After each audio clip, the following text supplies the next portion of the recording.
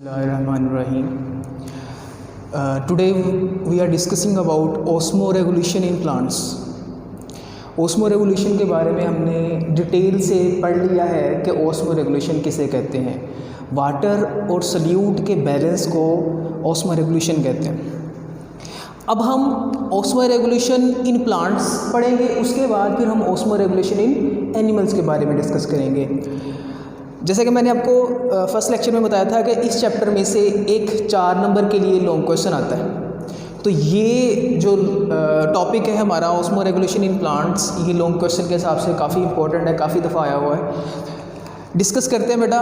Plants are classified on the basis of water availability and habitat. हम plants को classify कर देते हैं पानी की अवेलेबिलिटी के हिसाब से और उसके हैबिटेट के हिसाब से। कौन सा प्लांट कहाँ पे पाया जा रहा है उस हिसाब से हम प्लांट्स को कैटेगराइज कर देते हैं। हमने प्लांट को 3 तरह से कैटेगराइज किया है। 3 टाइप्स हैं इसकी, hydrophytes, mesophytes and xerophytes. Hydrophytes, mesophyte and xerophytes. सबसे पहले हम हाइड्रोफाइट्स को देखते हैं। ग्रीक वर्ड है hydro mean water and phytes mean plants. ऐसे प्लांट्स जो कि एक्वेटिक इन्वायरमेंट में पाए जाएंगे या फिर ऐसे प्लांट्स जो कि abundant supply of water habitat में पाए जाएंगे, उसको हम हाइड्रोफाइट्स कहते हैं।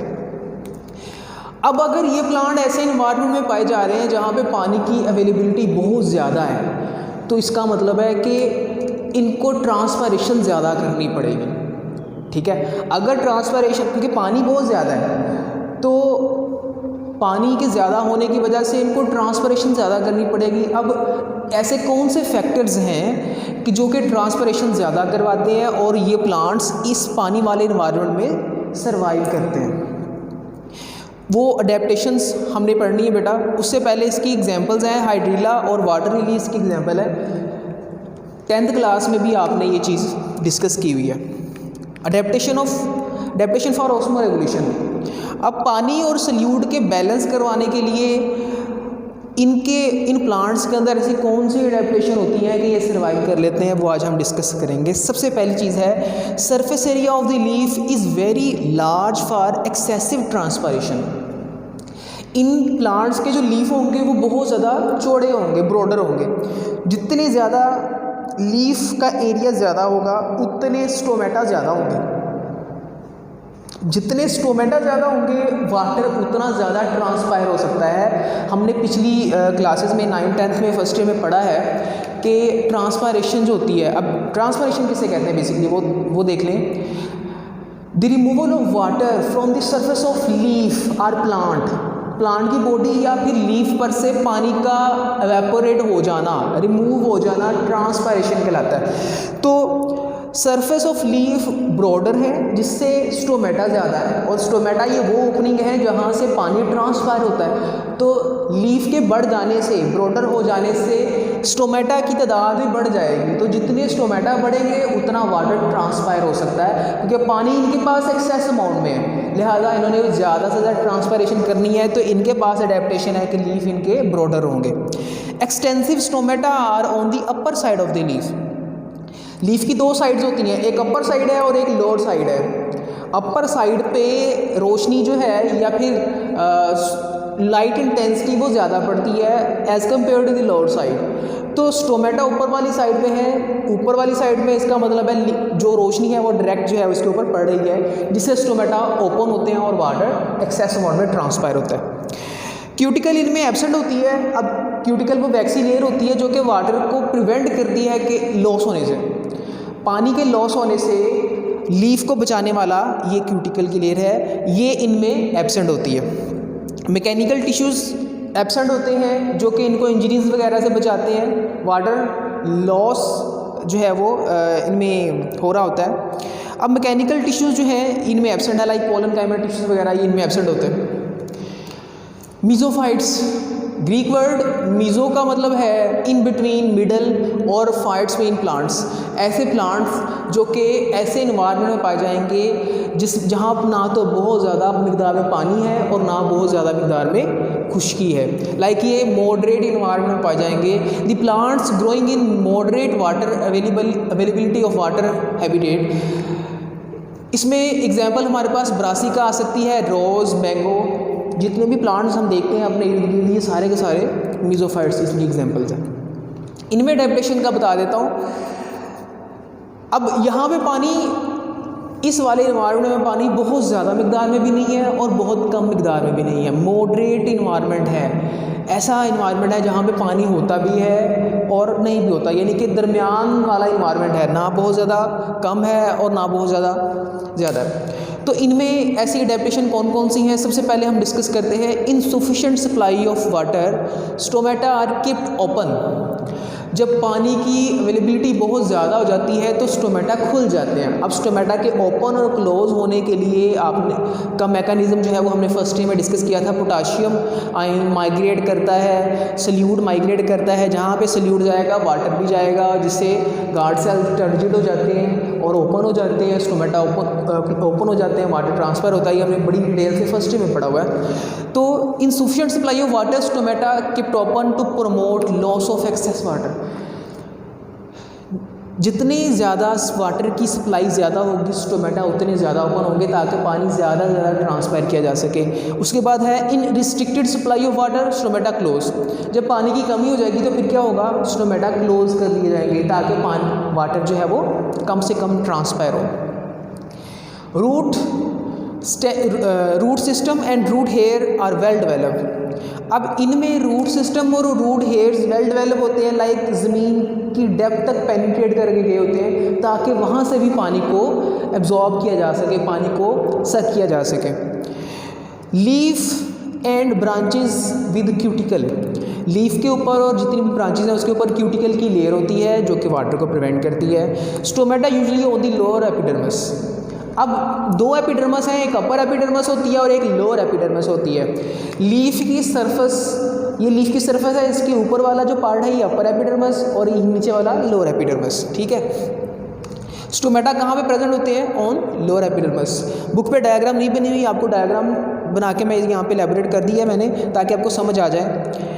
ये एक लीफ है, लीफ के ऊपर एक क्यूटिकल पाई जा रही है। मीज़ोफाइट में हमने डिस्कस किया कि क्यूटिकल प्रेजेंट होती है। ये ऊपर वाली जो रेड कलर में मैंने मेंशन की हुई है ये क्यूटिकल है। इसके नीचे कुछ सेल्स पड़े हुए हैं, उनकी एक लेयर है, उसको हम कहते हैं अपर एपिडर्मस।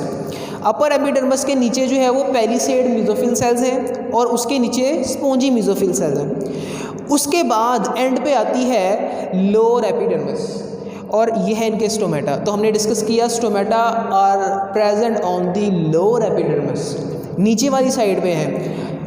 लाइट कहाँ पे पड़ रही है?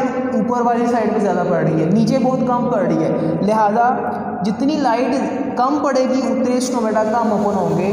तो ये मॉडरेट इन्वायरमेंट इनमें पाया जाता है, पानी नॉर्मल पाया जाता है। लिहाजा जितनी लाइट ऊपर पड़ रही है उस हिसाब से नीचे उतनी लाइट नहीं पड़ रही, तो स्टोमेटा नॉर्मल अमाउंट में ओपन होते हैं। जब ज़रूरत होगी तो ओपन होंगे और जब ज़रूरत नहीं होगी तो ये क्लोज रहेंगे। लिहाजा यहाँ से ट्रांसफरेशन जो है वो नॉर्मल मिकदार में हो रही होती है। ये डायग्राम बुक पे नहीं बनी हुई बेटा, इसको बना लीजिएगा, बिकॉज जब भी हम लॉन्ग क्वेश्चन अटैम्प्ट करते हैं बायोलॉजी में तो डायग्राम मस्ट होती है। अगर आप डायग्राम नहीं बनाते तो 4 नंबर पूरे नहीं मिलते।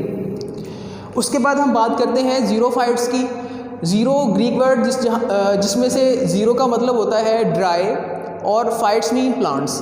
ऐसे प्लांट्स जो कि ड्राइएस्ट इन्वायरमेंट में पाए जाते हैं, डेजर्ट वाले इलाके में पाए जाते हैं, उनको हम ज़ीरोफाइट्स कहते हैं। तो मैंने यहाँ पे लिखा हुआ है द प्लांट्स ग्रोइंग इन स्वेयरली dry or less supply of water habitat. ऐसे इन्वायरमेंट में पाए जाते हैं जहाँ पे पानी बहुत कम है या ना होने के बराबर है, उनको हम कहते हैं ज़ीरोफाइट्स।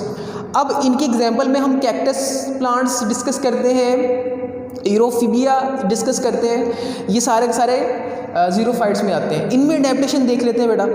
Many xerophyte possesses small thick leaves to limit water loss reducing surface area. अभी हमने यहाँ पे डिस्कस किया था हाइड्रोफाइट्स में कि इनमें जो लीफ होते हैं ये ब्रॉडर होते हैं, चौड़े होते हैं। जितना ज़्यादा लीफ चौड़ा होगा उतने ज़्यादा स्टोमेटा प्रेजेंट होंगे, जितने स्टोमेटा प्रेजेंट होंगे उतना वाटर एवेपोरेट हो सकता है। इसके केस में जो लीफ है, जो इसमें ब्रॉडर था, यहाँ पे वो लीफ जो है वो रिड्यूस हो गया और स्पाइक बन गए हुए, कांटे बन गए हुए। ठीक है, तो वो कहता है कि स्मॉल थिक लीव्स छोटे हो गए हैं और कुछ ऐसे लीफ हो गए हैं जो कि कांटे बन चुके हैं। To limit water loss reducing surface area, ठीक है। अगला पॉइंट है cuticle is thick waxy and leathery. अब इनमें क्यूटिकल बहुत ज़्यादा थिक है पाई जाती है, वैक्सी पाई जाती है, क्यों? ताकि जो अंदर पानी मौजूद है वो बाहर ना निकल सके। Stomata are on the lower surface in depression. अच्छा, ये एक बड़ा इंपॉर्टेंट पॉइंट है कि इसके केस में जो स्टोमेटा प्रेजेंट होते हैं वो लोअर सरफेस पे तो होते हैं लेकिन डिप्रेशन में होते हैं, उनको हम संकिन स्टोमेटा कहते हैं। डिप्रेशन वाले जो स्टोमेटा होते हैं उनको हम क्या कहते हैं? संकिन स्टोमेटा कहते हैं। यहाँ पे मैंने इसको डायग्राम से एलेबोरेट किया हुआ है, देखिए ज़रा। क्यूटिकल सबसे आउटर मोस्ट लेयर जो कि थिक वैक्सी क्यूटिकल है, उसके नीचे है एपिडर्मस, हाइपोडर्मस और ये हैं गार्ड सेल्स। दो गार्ड सेल्स के दरमियान जो फासला होता है, जो स्पेस होती है, उसको हम स्टोमेटा कहते हैं। तो एक गार्ड सेल ये है, दूसरा गार्ड सेल ये है, इसके दरमियान में ये स्पेस है, ठीक है। अब जब ये गार्ड सेल टर्जिड होंगे ना, दरमियान में एक स्पेस क्रिएट होगी और ये ओपन हो जाएगा। जब गार्ड सेल्स टर्जिड नहीं होंगे, फ्लैसिड होंगे, तो ये स्पेस कवर हो जाएगी और स्टोमेटा क्लोज रहेंगे। अब वो कहता है कि stomata are present on in depression. इसके केस में स्टोमेटा कहाँ में प्रेजेंट थे बेटा? मीजोफाइट के केस में, ये डिप्रेशन में नहीं है। एपिडर्मस ये है लोअर एपिडर्मस, इसी में यहाँ पे स्टोमेटा प्रेजेंट थे। इसके केस में यहाँ स्टोमेटा प्रेजेंट नहीं है, बल्कि कहाँ पे है?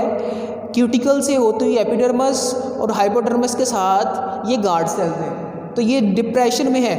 कम से कम लाइट यहाँ तक आएगी, ठीक है, कम से कम लाइट यहाँ तक आएगी और कम से कम टेम्परेचर ये फेस करेंगे और उस हिसाब से स्टोमेटा ओपन होंगे। उसके बाद आता है some plants shed the leaves during driest season to restrict temperature transpiration. अब कुछ ऐसे प्लांट्स हैं इनमें जीरोफाइट्स में जो कि बहुत ज़्यादा ड्राइएस्ट कंडीशन में अपने लीफ को शेड कर देते हैं। रीज़न इसकी क्या है? हमने डिस्कस किया हुआ है कि मेजरली जो ट्रांसपरेशन का प्रोसेस है वो करवाने के लिए लीफ रिस्पॉन्सिबल होते हैं, और लीफ में ऐसा क्या है जो कि सबसे ज़्यादा ट्रांसपरेशन करवा रहा है? वो है स्टोमेटा। तो उसको हम कहते हैं स्टोमेटल ट्रांसपरेशन। तो वो कहता है कि ड्राइएस्ट कंडीशन आ गया है, पानी नहीं है, बारिश नहीं हो रही और इनके पास वाटर की अवेलेबिलिटी भी बहुत कम है, तो फिर ये क्या करते हैं? अपने लीफ को शेड कर देते हैं, गिरा देते हैं। लीफ नहीं होंगे, स्टोमेटा नहीं होंगे और कम से कम ट्रांसपरेशन होगी। अब एक क्वेश्चन अराइज होता है बच्चों के माइंड में कि अगर ये लीफ को गिरा देते हैं, ट्रांसपरेशन तो चलो रुक गई, लेकिन अब फोटोसिंथेसिस का प्रोसेस कैसे करेगा? ये अपनी फूड को प्रिपेयर क्यों कैसे करेगा? बिकॉज हम पढ़ते हैं कि plants these are autotrophs. Autotrophs mean ऐसे प्लांट जो कि अपनी खुराक खुद प्रिपेयर कर सकते हैं, organism that can prepare their own food, ठीक है। तो प्लांट्स उनमें आते हैं। तो अब ये अपनी खुराक कैसे बनाएगा? बिकॉज पत्ते तो है नहीं जहाँ पे फोटोसिंथेसिस का प्रोसेस होना था। अब ये फोटोसिंथेसिस का प्रोसेस कहाँ पे करेगा? अब इसकी जो स्टेम है वो फोटोसिंथेसिस करवाएगी, ठीक है। उसके बाद रेनी सीजन में इनके पास कुछ स्पेशलाइज्ड टाइप ऑफ ऑर्गन्स मौजूद होते हैं, उसको हम कहते हैं सुकुलेंट्स ऑर्गन। ये क्या करते हैं? ये बाज़ जब बारिश पड़ती है, कोई 4 माह बाद, 5 माह बाद, 6 माह बाद, जब भी पड़ती बारिश, तो ये क्या करते हैं? उस पानी को स्टोर कर लेते हैं। क्यों स्टोर करते हैं? ताकि ड्राइएस्ट कंडीशन में उसको यूज़ किया जा सके। तो ये बेटा आज का हमारा टॉपिक यहाँ पे कवर होता है। 4 नंबर के लिए लॉन्ग क्वेश्चन आता है जिसमें आपने पूरा लिखना होगा, और अगर ये डायग्राम्स बना देंगे तो इंशाल्लाह 4 नंबर कटेगा नहीं, कोई भी 1 नंबर नहीं कटेगा। इसके बाद शॉर्ट क्वेश्चन आ सकते हैं बेटा। अडेप्टेशन पूछ सकता है हाइड्रोफाइट्स की, अडेप्टेशन पूछ सकता है मीजोफाइट्स की, अडेप्टेशन पूछ सकता है जीरोफाइट्स की। और इसी तरह इनकी एग्जाम्पल आपने याद करनी है। वाटर लिली, ठीक है, brassica, rose, mango and cactus plants, ये इनकी एग्जाम्पल को देख के वो कोई MCQs पूछ सकता है। तो ये बेटा आज का लेक्चर था। कोई क्वेश्चन हो आप मेरे से कमेंट में पूछ सकते हैं, ग्रुप में पूछ सकते हैं। और अगर आपको आज का लेक्चर अच्छा लगा हो तो आप चैनल को सब्सक्राइब कर दें, लाइक कर दें, शेयर कर दें। Thank you so much. अल्लाह हाफिज़।